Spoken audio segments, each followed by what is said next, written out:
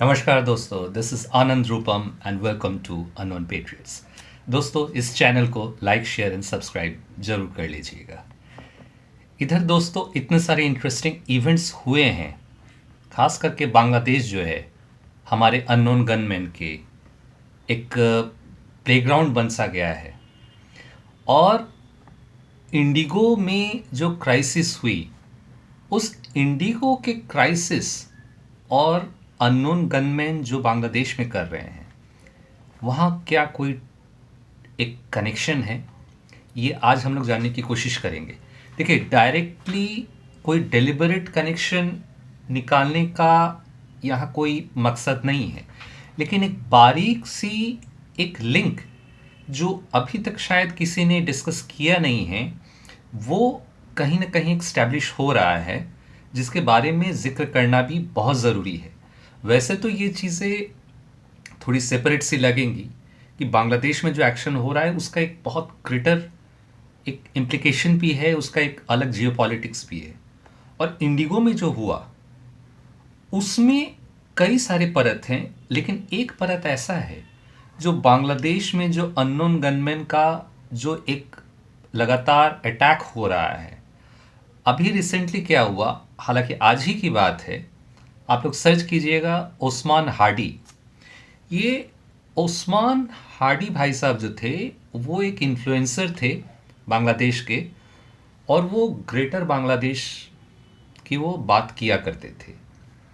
और आज सुबह किसी ने उसे ठोक दिया और कोई पुलिस नहीं आई, एम्बुलेंस नहीं आई, और उसको हॉस्पिटल ले जाया गया रिक्शे से। इसका मतलब कुछ तो है, इस्टेब्लिशमेंट भी कुछ लोगों को अब बचाना नहीं चाह रही है। देखिएगा कि अब जो बांग्लादेश बॉर्डर पे भी जो चीज़ें हो रही हैं, वहाँ पे भी जो इलीगल्स जो यहाँ से भाग रहे हैं, उनको एक सेफ पैसेज वो लोग भी दे रहे हैं। इसका मतलब कुछ ना कुछ तो खिचड़ी पक ही रही है। और उसके बाद जब से वेस्टिन होटल के ढाका में जब से टेरेंस जैक्सन की जो मौत हुई थी कमरा नंबर 808 में, वो तो एक कम से कम चारों तरफ ये खबर फैल चुकी है, और उसके अलावा भी कई और लोग जो मारे गए हैं। और उसके बाद जो रिचर्ड रोमन है, जो कि मकावा इंटरनेशनल के वो एक मेंबर हुआ करते थे। मकावा इंटरनेशनल बेसिकली एक एंटी टेरर ऑर्गेनाइजेशन चलाने का एक सरफेस पे बात करता है, but they are into something very deep. ये लोग बहुत सारा मिलिट्री एंड एविएशन कॉन्ट्रैक्ट से ये लोग डीलिंग करते हैं। माइंडेड, यहाँ पे एविएशन कॉन्ट्रैक्ट की भी बात है। अब जहाँ तक एविएशन की बात आ रही है, ये हमारे जो रिचर्ड रोमन है, ये लास्ट मोमेंट पे अपना मुंह छुपा के वो छुपे हुए थे आपके रेडिसन होटल में। वहाँ से वो भाग निकलते क्योंकि इनके 3-4 साथी और मारे गए थे। कई सारे टर्किश इनके जो साथी थे, टर्किश का जो सदात जो उन लोग का जो इंटरनेशनल जो उनकी जो इंटेलिजेंस एजेंसी है, इनके कुछ मेंबर्स अचानक रहस्यमयी परिस्थितियों में मारे जाते हैं, ढाका में, चिटागोंग में, रंगपुर में। और रिसेंटली एक बड़ा इंटरेस्टिंग सा फैक्ट सामने आया है, ध्यान दीजिएगा। इस बंदे का नाम था Aslan Aslan Ahmed. Aslan Ahmed, this guy was killed in the Rangpur area. यहाँ पे एक अननोन सा एक ड्रोन जाता है, और वहाँ पे आईएसआई और कुछ टर्किश लोगों का और कुछ सीआईए के लोगों का एक बड़ी सीक्रेट सी एक मीटिंग हो रही थी। तो ये लॉइटरिंग ड्रोन्स और ये जो लॉइटरिंग म्यूनिशंस हैं, ड्रोन्स हैं, ये जाके प्रिसाइज अटैक करती हैं। और यहाँ कम से कम 7 से 8 जो हैं आईएसआई के, सीआईए के एंड टर्की के सदात जो इनका है,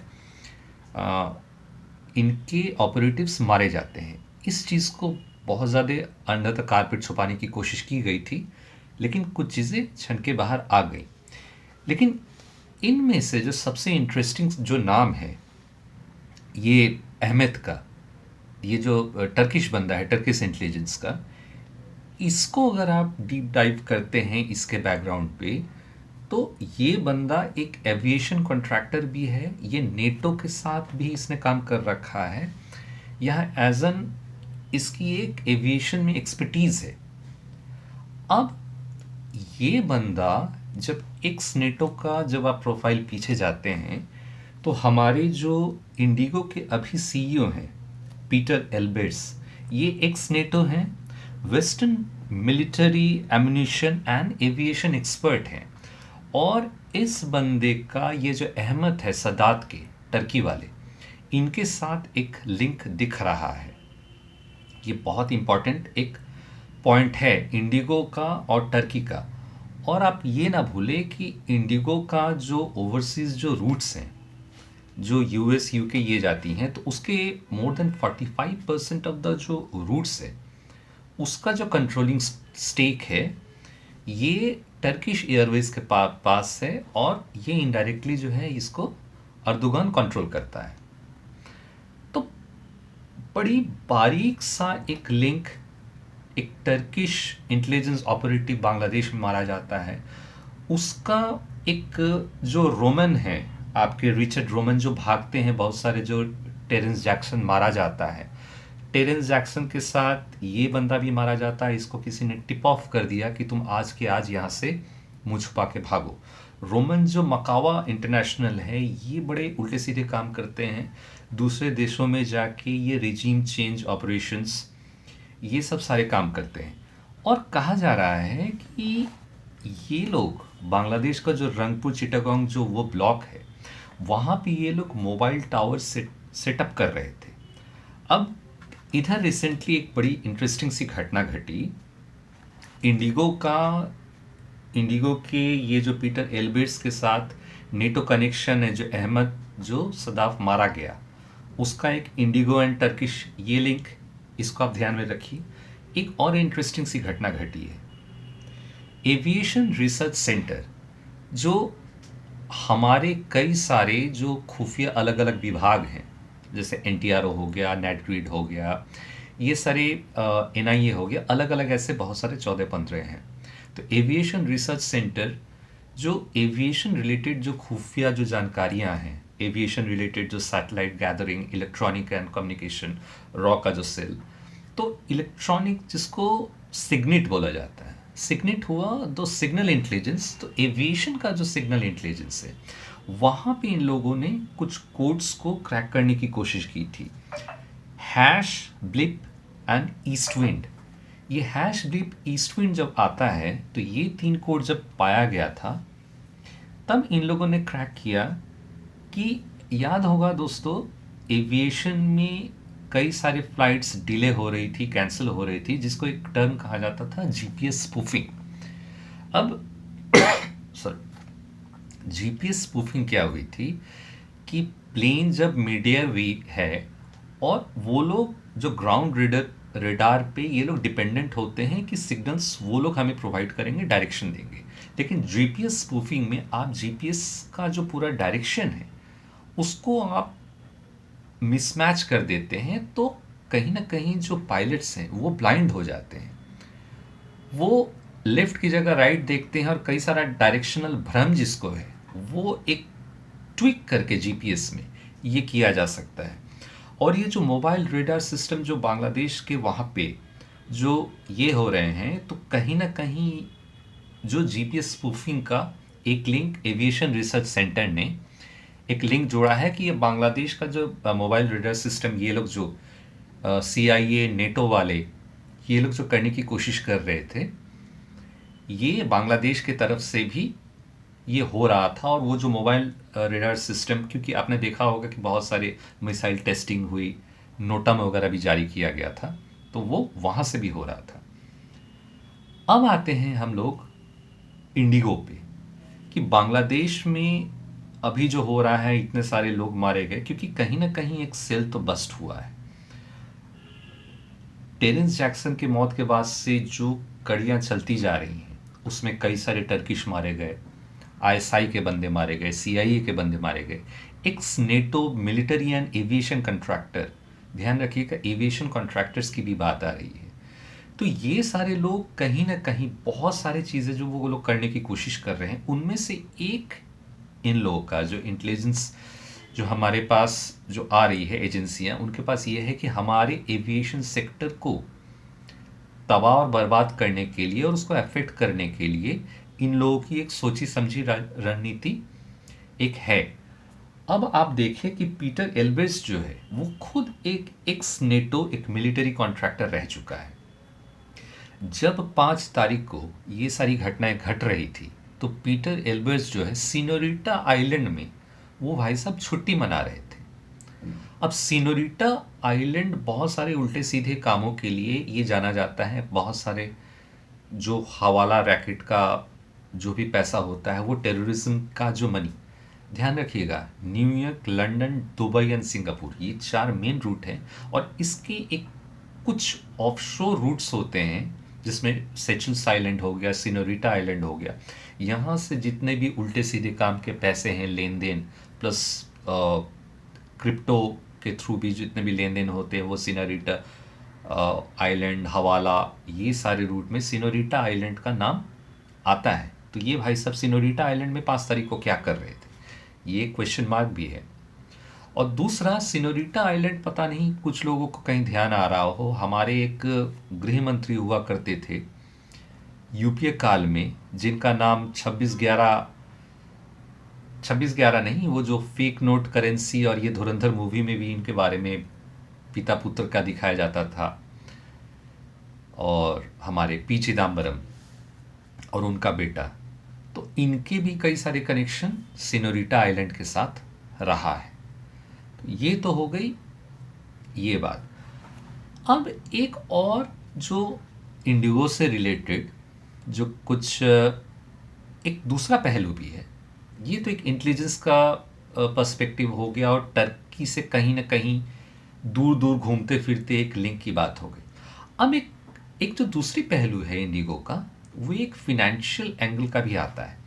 देखिए, इंडिगो ने कुछ चीज़ें तो डिलिबरेटली की हैं और इनके ऊपर क्रैकडाउन हो रहा है। बहुत सारी चीज़ों को बिहाइंड द कर्टेन जो है डीजीसीए के साथ और पीएम को खुद इंटरवीन करना पड़ा।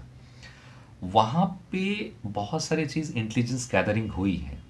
और कहीं ना कहीं देखिए, 5 तारीख को पुतिन आने वाले थे, आपने जाना ही होगा।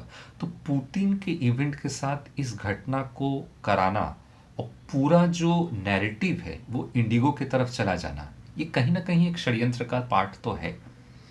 और इसमें टर्किश एंगल ये भी आपने देखा, लेकिन इसमें एक और एंगल है कि पायलट्स बोल रहे थे कि हम उड़ने को रेडी थे, लेकिन मैनेजमेंट ये करने नहीं दे रही थी। इसमें एक एंगल मनी का भी है, प्रॉफिटेबिलिटी का भी है। चूँकि टाटा बहुत सारे अपनी स्केल अप कर रही है, एमआरओज, मेंटेनेंस एंड जो रिपेयर, ये जो है ओवरहॉलिंग जिसको एमआरओ बोलते हैं, ये सारी चीज़ कर रही हैं। अपना खुद का यहाँ पे एयरक्राफ्ट मैन्युफैक्चरिंग का एक बहुत बड़ा जो हमारा जो इकोसिस्टम बन रहा है। तो यहाँ पे जो टर्किश एयरलाइंस और इनके जो पार्टनर्स वगैरह हैं, इनके लिए ये चीज़ एक थ्रेट है। और इधर रिसेंटली क्या हुआ है कि इंडिगो ने 1000 एयरक्राफ्ट का एक लीज की बात इन लोगों ने फॉरेन जितने भी कंपनीज हैं एयरबस वगैरह से कर ली है अगले 10 साल के लिए। अब इतना बड़ा जो लोन है, इतना बड़ा जो स्टेक है और 60% डोमिनेंस है वहाँ, एयर एशिया, टाटा, आकाशा, ये लोग आ जाने से ये लोग बहुत ज़्यादा चीज़ों को कट करके अपने एम्प्लॉयज़ को, पायलट्स को ओवर स्ट्रेन करवा के, ज़रूरत से ज़्यादा काम करवा के, ये लोग इस मोनोपोली को किसी भी हाल में ये लोग रिटेन करना चाह रहे थे। अब इस चक्कर में एक तथ्य ये भी है कि जिसको बोलते हैं कि ये इन हाउस इन लोगों ने इस कैटास्ट्रॉफी को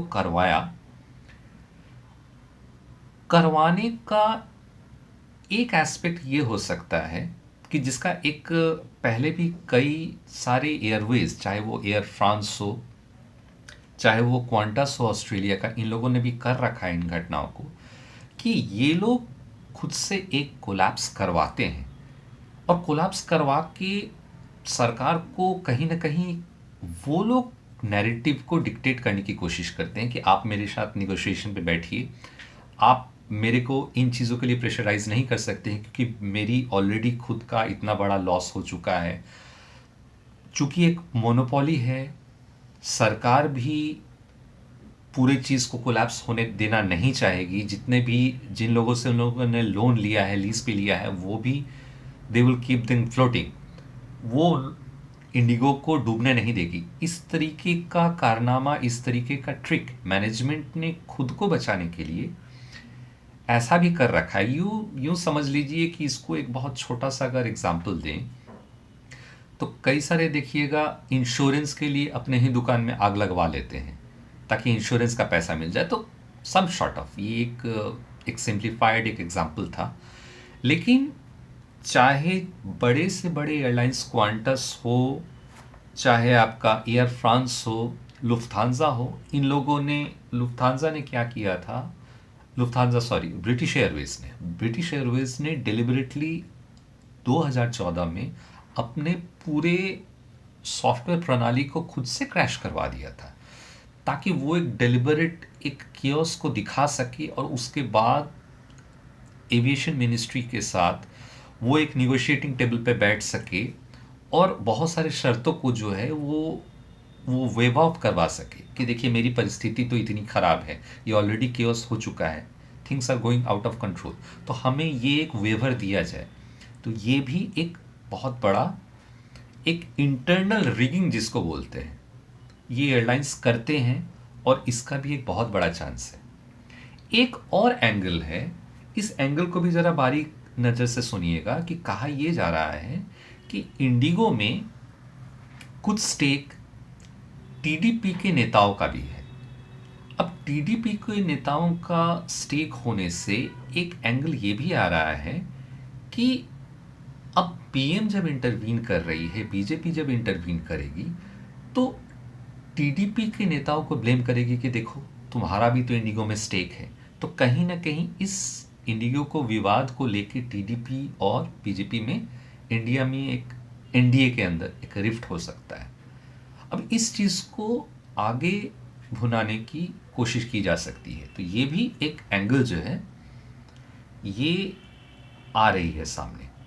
तो आपने एक ही चीज़ों के कई पहलू को देखे दोस्तों कि इसमें कहीं ना कहीं बांग्लादेश में जो चीज़ें घट रही हैं, अननोन गनमैन जो अपना काम कर रही हैं, उसमें जो एक बंदा ठुकता है उसका मिस्टीरियसली, इस एंगल को किसी ने अभी तक जाहिर नहीं किया है कि इसका कहीं ना कहीं मिस्टीरियसली जो इंडिगो का सीईओ का जो एक बैकग्राउंड है, एक्स नेटो एविएशन एक्सपर्ट, और उनका जो वो सिनोरिटा आइलैंड का जो एक बैकग्राउंड रहा है, उसके साथ ये जो अहमद करके जो ये बंदा है जो मारा गया, इसका भी background Senorita Island and ex NATO and aviation contractor का आ रहा है।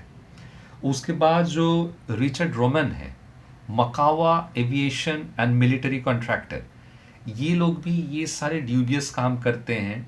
ये अलग अलग जगहों पे जाके मिलिट्री एक्सपर्टीज़ अपना देते हैं, एविएशन रिलेटेड ये देते हैं, उनका भी एक रोल रहा है। डायरेक्ट कोई एविडेंस नहीं है, लेकिन ये हम लोग कहीं ना कहीं एक लिंक कनेक्ट करने की कोशिश कर रहे हैं। और जहाँ तक ये सदाक जो इंटेलिजेंस वाले का बात है और इसके साथ इंडिगो के सीईओ का, कहीं ना कहीं ये एक लिंक, ये बहुत बड़ा क्वेश्चन मार्क है। इसके अलावा और भी सारी जो चीज़ें हैं, जो 5 तारीख को पुतिन आने वाले थे, उसी समय ये घटना घटी। आप देखिए जब राष्ट्रपति ट्रंप आए थे उस समय दंगा करवाया गया, जेडी वैंस जब आए थे तब पहलगांव हमला होता है। अब जब पुतिन आए तो इस टाइप का एक फियास्को होता है। जीपीएस स्पूफिंग पहले भी हो चुकी थी।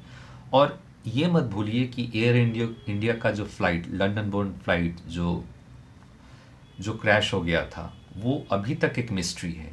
तो कहीं ना कहीं एविएशन इंडस्ट्री पे इंटेलिजेंस की एक ब्रीफिंग है कि कहीं ना कहीं वो एक टारगेट नेटो का, डीप स्टेट का वो एक है। तो इसके कहीं ना कहीं जितने भी और डीप तार हैं अलग अलग जगहों से, चाहे वो एक बहुत बड़ा षड्यंत्र हो, कुछ इनके अपने इंडिगो के अपने खुद के कारनामे हों, जैसे कुछ एग्जाम्पल भी दिया। तो ये सारी चीज़ें जो हैं आगे उम्मीद करते हैं कि बाहर निकल के आएंगी। तब तक इस संस्करण में इतना ही। मैं आनंद रूपम आपसे आज्ञा चाहता हूँ। नमस्ते। वंदे मातरम।